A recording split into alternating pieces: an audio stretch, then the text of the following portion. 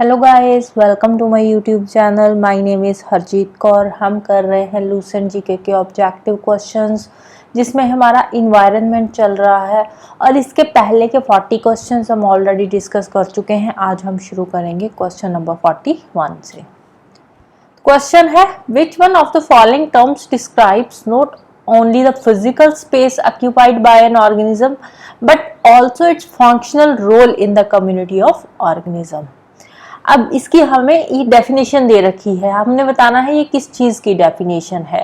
तो इसमें बताया गया है कि इसमें ऑर्गेनिज्म फिजिकल स्पेस को तो ऑक्यूपाई कर ही रहा है, साथ ही साथ वो ऑर्गेनिज्म उस कम्युनिटी में फंक्शनल रोल भी प्ले कर रहा है। तो ये किसकी डेफिनेशन है? ये है इकोलॉजिकल निच की डेफिनेशन, राइट। इकोटोन क्या होता है? इकोटोन होता है transition zone between two biological communities. दो बायोलॉजिकल कम्युनिटीज रह रही है, उसके बीच की जो ट्रांजिशन जोन होती है उसको बोलते हैं इकोटोन। जैसे कि फॉर एग्जांपल, जैसे मैंग्रोव्स है, मैंग्रोव्स किसकी ट्रांजिशन जोन है? ये आ जाएगी टेरेस्ट्रियल इकोसिस्टम की और मैरीन इकोसिस्टम की। तो इसके बीच की जो ट्रांजिशन जोन है वो क्या है? मैंग्रोव्स। मैंग्रोव्स क्या है? एक तरह का इकोटोन हो जाएगा। हैबिटेट क्या होता है? जहां पे ऑर्गेनिज्म रह रहा है, a place where an organism lives, उसको बोलते हैं हैबिटेट, राइट। नेक्स्ट चलते हैं, photochemical smoke is a resultant of the reaction among. किस रिएक्शन से फोटोकेमिकल स्मोक बनता है? जब nitrogen dioxide, ozone and peroxy acetyl nitrate की रिएक्शन होती है सनलाइट की प्रेजेंस में, तो उस केस में बनता है फोटोकेमिकल स्मोक, राइट। नेक्स्ट है, consider the following fauna of India. First है घड़ियल। घड़ियल कहाँ पे है? ये रहा घड़ियल की फोटो। फिर आता है लेदरबैक टर्टल, ये कुछ इस तरह का होता है लेदरबैक टर्टल। फिर है स्वैम्प डियर, ये कुछ इस तरह का है।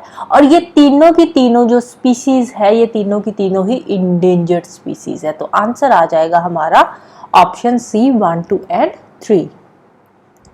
नेक्स्ट है, ozone hole is due to the release of. Ozone hole कैसे होता है? ये क्लोरोफ्लोरोकार्बन्स जब रिलीज होती है तो उससे ओजोन में होल बनता है। ओजोन की जो लेयर है ना हमारी लोअर स्ट्रेटोस्फीयर में, तो उसमें होल बनता है। नेक्स्ट है, the depletion of ozone layer is mainly due to, same question है बस वर्डिंग चेंज है। ओजोन लेयर डिप्लीट कैसे हो रही है? क्लोरोफ्लोरोकार्बन्स की वजह से। नेक्स्ट है the Chipko movement. Chipko movement क्या है? चिपको मूवमेंट अराउंड 1980s के आसपास शुरू हुआ था। ये जो चिपको मूवमेंट था, तो इसमें था क्या? ये उत्तराखंड से स्टार्ट हुआ था। तो अर्ली 1980s में शुरू हुआ था, उत्तराखंड से ये स्टार्ट हुआ था। तो इसमें क्या था? इसमें जब कोई पेड़ काटने आता था ना, तो वहां की जो महिलाएं होती थी, जो विमेन थी, वो क्या करती थी? पेड़ों को हक करके खड़ी हो जाती थी कि अगर पेड़ काटने हैं तो उससे पहले आपको हमें काटना पड़ेगा। बेसिकली ये जो चिपको मूवमेंट था, ये पेड़ों को काटने से रोकने के लिए शुरू किया गया था, राइट। आंसर क्या है? It was an environmental movement to prevent cutting down of trees. पेड़ों को काटने से रोकने के लिए ये मूवमेंट शुरू किया गया था। बिल्कुल सही है, सॉरी, बिल्कुल सही स्टेटमेंट है फर्स्ट वाली। सेकेंड है, raised the question of ecological and economic exploitation. Ecological and economic exploitation को रोकने के लिए ये मूवमेंट था। बिल्कुल सही है। It is a movement against alcoholism as its broader agenda. अब ये मूवमेंट जो था, ये स्टार्टिंग में शुरू हुआ था पेड़ों को काटने को रोकने के लिए, राइट। धीरे धीरे इसमें बहुत सारे सोशल एजेंडाज भी आ गए, जैसे कि अल्कोहलिज्म का आ गया, इसके अगेंस्ट भी फिर इसी मूवमेंट को आगे ब्रॉड किया गया। मतलब ये एक ब्रॉडर एजेंडा बन गया, अल्कोहलिज्म के अगेंस्ट भी फिर इसमें मूवमेंट्स वगैरह शुरू हो गई, राइट। तो थर्ड वाली स्टेटमेंट भी यहाँ पे राइट हो जाती है। फोर्थ क्या है? Demanded that local communities should have control over there natural resources. इनकी डिमांड क्या थी कि हमारे यहाँ के जो रिसोर्सेज है ना, ये हमारे लिए है। आप बाहर से आकर अपनी जरूरतों को पूरा करने के लिए हमारे पेड़ों को नहीं काट सकते।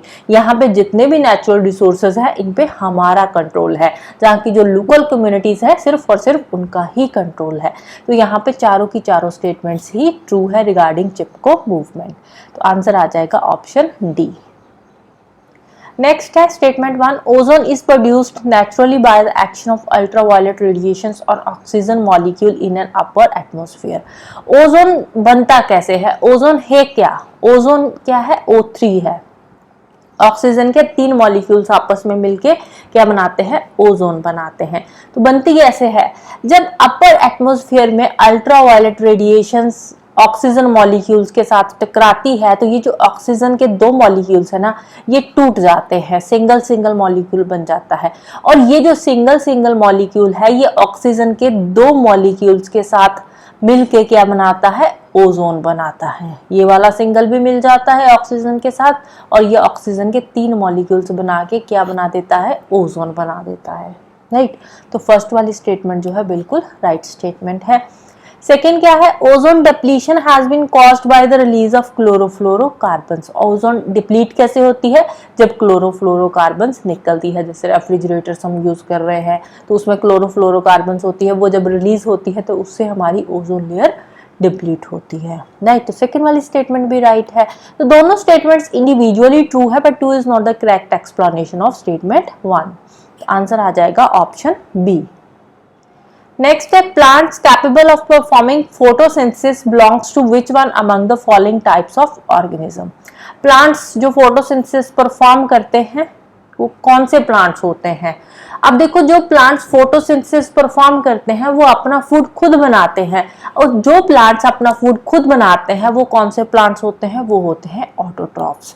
हेटेरोट्रॉफ्स वो होते हैं जो ऑटोट्रॉफ्स पे डिपेंडेंट होते हैं। सेप्रोट्रॉफ्स वो प्लांट्स जो dead and decaying organic matter पे जो है वो डिपेंड करते हैं। राइट, कीमोहेटेरोट्रॉफ्स ये वो होते हैं जो ऑर्गेनिक केमिकल्स को यूज करते हैं एनर्जी प्रोड्यूस करने के लिए, जैसे कार्बोहाइड्रेट्स वगैरह हो गए। राइट, नेक्स्ट चलते हैं, which one among the following is an environment friendly activity? First है burning of waste polythene and plastic for the disposal. अब देखो, पॉलीथीन या प्लास्टिक को डिस्पोज ऑफ करने के लिए हम उसको बर्न करेंगे तो उससे बहुत सारी हार्मफुल गैसेस रिलीज होगी एटमॉस्फेयर में, तो ये कोई एनवायरनमेंट फ्रेंडली एक्टिविटी नहीं है। Second, use of chemical fertilizers. अब देखो, केमिकल फर्टिलाइजर्स यूज करेंगे, ये भी इन्वायरमेंट को पोल्यूट करते हैं। पेस्टिसाइड्स यूज करते हैं, ये भी इन्वायरमेंट को पोल्यूट करते हैं, तो सेकेंड वाली भी रॉन्ग स्टेटमेंट है। Burning of biomass as a fuel, biomass को जलाते हैं फ्यूल के लिए, इससे भी बहुत सारी कार्बन डाइऑक्साइड रिलीज होती है एटमॉस्फेयर में, तो ये भी रॉन्ग हो गया। Use of biogas as a fuel, जो बायोगैस यूज होती है एज ए फ्यूल वो क्या है? वो क्लीन गैस है, वो इन्वायरमेंट फ्रेंडली एक्टिविटी है। राइट, बायोगैस क्या होती है? बायोगैस होती है जो काऊ डंग से गैस तैयार करी जाती है। राइट, तो वो क्या है? इन्वायरमेंट फ्रेंडली एक्टिविटी है। नेक्स्ट है, which of the following statements regarding landslides is are correct? First है, they are sudden and sporadic. Landslides sudden होते हैं, एकदम से पहाड़ गिर जाते हैं, तो ये सडन फिनोमेना है, बिल्कुल सही है। सेकेंड है, the result when the slope is gentle. Gentle slope पे लैंडस्लाइड्स नहीं होते, लैंडस्लाइड्स होते हैं स्टीप स्लोप्स पे। जो स्टीप स्लोप्स होती है वहां पे लैंडस्लाइड्स ज्यादा होते हैं। राइट, तो सेकेंड वाली स्टेटमेंट यहाँ पे रॉन्ग हो जाएगी। थर्ड है, mining activity is also responsible for landslides. Mining activity से बहुत लैंडस्लाइड्स होते हैं, क्योंकि अब होता क्या है, माइनिंग करते हैं, पहाड़ों को नीचे से नीचे खोदते जाते हैं, तो ऊपर से कई बार क्या होता है, पहाड़ आपस में मिल जाते हैं तो लैंडस्लाइड्स हो जाते हैं, तो उसमें बहुत सारे जो माइनिंग वर्कर्स होते हैं उनकी जान चली जाती है। राइट, आंसर आ जाएगा 1 and 3 only, option B. Next है, which of the following factors can decrease biological oxygen demand of the fresh water ecosystem? Fresh water ecosystem में बायोलॉजिकल ऑक्सीजन डिमांड डिक्रीज कैसे होती है? ये डिक्रीज होती है जब बहुत ज्यादा बायोमास अकमुलेट हो जाता है। जब देखो बायोमास अकमुलेट होएगा या फिर डेड एंड डिकेइंग मैटर है उसमें, तो उसकी डिकम्पोजिशन होएगी, तो डिकम्पोजिशन होने के लिए उसमें ऑक्सीजन यूज होती है, तो ऑक्सीजन यूज होएगी तो उससे क्या है, किसी भी फ्रेश वाटर इकोसिस्टम के अंदर biological oxygen demand automatically decrease हो जाएगी, क्योंकि डिकम्पोजिशन का जो प्रोसेस होता है इसमें ऑक्सीजन यूज होती है। राइट, तो आंसर आ जाएगा ऑप्शन बी। नेक्स्ट है, which one among the following is not a constituent in automobile emission? Automobile emission में नीचे में से कौन सी गैस नहीं निकलती? कार्बन मोनोऑक्साइड निकलती है, हाइड्रोजन पेरोक्साइड निकलती है, बेंजीन उसमें से रिलीज नहीं होती, नाइट्रोजन डाइऑक्साइड भी रिलीज होती है। नेक्स्ट है, in hill area soil erosion can be minimised by which of the following methods. First है टेरेसिंग। टेरेसिंग क्या होता है, पहाड़ों पे जो स्टेप्स बनाए जाते हैं, स्टेप फार्मिंग होती है, तो स्टेप फार्मिंग करेंगे तो उससे भी सॉइल इरोजन कम होगी, क्योंकि पहाड़ों के ऊपर जैसे हम स्टेप्स बना रहे हैं, स्टेप्स बना के उसके ऊपर हम एग्रीकल्चर कल्टीवेशन का कोई भी काम कर रहे हैं, तो उससे क्या है, उससे सॉइल इरोजन कम होगी। बट बेसिकली हम कर क्या रहे हैं, प्लांट्स ही तो ग्रो कर रहे हैं ना उसमें, जैसे चाय की खेती होती है तो उसमें क्या है, उसमें सॉइल इरोजन कम होती है। कंटूर प्लोइंग से क्या होता है, इसमें भी सेम वही है, स्टेप फार्मिंग होती है। स्टेप्स जो होते हैं, स्टेप्स को आगे से पत्थर रख के उनके आगे से ऐसे थोड़ा सा दीवार टाइप कुछ बना दिया, दीवार तो नहीं बोलेंगे, ऐसे पत्थर, एक एक पत्थर लगा दिया जाता है। उससे क्या है, जो पानी का फ्लो है कम हो जाता है, क्योंकि हम स्टेप्स के आगे छोटा छोटा पत्थर लगा देंगे, उससे पानी का फ्लो कम हो जाएगा। पानी का फ्लो कम होएगा तो सॉइल इरोजन भी कम होगा। स्ट्रिप फार्मिंग क्या होती है, स्ट्रिप फार्मिंग कुछ इस तरह की होती है, स्ट्रिप्स बना दिए जाते हैं, तो स्ट्रिप्स बना के उसमें यहाँ पे और क्रॉप ग्रो हो रही है, यहाँ पे कुछ दूसरी क्रॉप ग्रो हो जाएगी, तो ये होता है स्ट्रिप फार्मिंग। तो इससे भी सॉइल इरोजन मिनिमाइज होती है। प्लांटिंग पीरियड स्पीसीज, जो सीजनल स्पीसीज है, जिसका सीजन है सिर्फ वही स्पीसीज ग्रो करे, उससे भी सॉइल इरोजन कम हो सकती है। तो चारों के चारों मेथड ही सॉइल इरोजन को मिनिमाइज करने के हैं, तो आंसर आ जाएगा हमारा ऑप्शन डी, 1, 2, 3 एंड 4। नेक्स्ट है, in the vicinity of iron और mining areas which one among the following elements would be high in ground water. Mining area, जो आयरन और माइनिंग एरिया है, वहां के ग्राउंड वाटर में सबसे ज्यादा कौन सा मेटल होता है, कौन सा एलिमेंट होता है, तो वो है आर्सेनिक एलिमेंट, राइट। नेक्स्ट है, drastic change in water level, large scale fluctuation of oil flow from oil wells and discharging of radioactive radon gas. These are associated with which one among the following natural hazards? कौन सा natural hazard है जिसमें water level एकदम से change हो जाता है, एकदम से वाटर लेवल बढ़ जाता है या एकदम से कम हो जाता है? ऑयल फ्लो, ऑयल वेल्स में उसमें बहुत ज्यादा फ्लक्चुएशन आती है, radio active radon gases discharge होती है, तो ये कौन सा नेचुरल हजार्ड है? ये है सुनामी। जब सुनामी आती है तो एकदम से वाटर लेवल चेंज होता है। सुनामी क्या है, जो समुद्र के अंदर अर्थक्वेक आता है वही तो सुनामी है ना।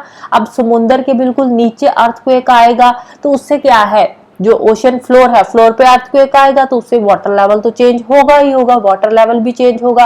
अब ज्यादातर जो ऑयल वेल्स होते हैं ये कहाँ पे होते हैं, ये सी शोर पे होते हैं, तो ऑयल वेल्स में जो ऑयल फ्लो है उसमें भी बहुत ज्यादा फ्लक्चुएशन होगी और radio active radon gases discharge होगी, right. Next, industrial and technological advancement has brought about a rapid exploration of forest resources. Which one among the following is not the impact of above phenomena?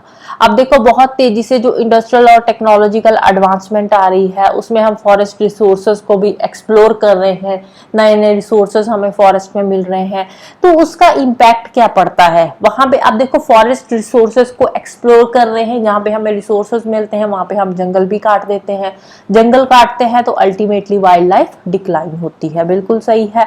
Ground water level increase नहीं होता, ground water level decrease होता है इससे, right. तो this is not the impact of this phenomena, तो B आ जाएगा हमारा answer. Biodiversity भी डिक्रीज होती है। अब किसी जगह पे हम जंगल को एक्सप्लोर कर रहे हैं, वहां के रिसोर्सेज को यूज कर रहे हैं, तो वहां की बायोडाइवर्सिटी तो डिक्लाइन होएगी ही होएगी, और सरफेस वाटर फ्लो इंक्रीज हो जाता है, क्योंकि जंगल काट देंगे तो पानी का फ्लो तेज होएगा, जहाँ पे जंगल होएगा वहां पे पानी का फ्लो भी कम होएगा, राइट। नेक्स्ट है, which one among the following is responsible for the formation of ozone whole in the stratosphere? तो अगेन सेम क्वेश्चन है, आंसर आ जाएगा क्लोरोफ्लोरोकार्बन्स।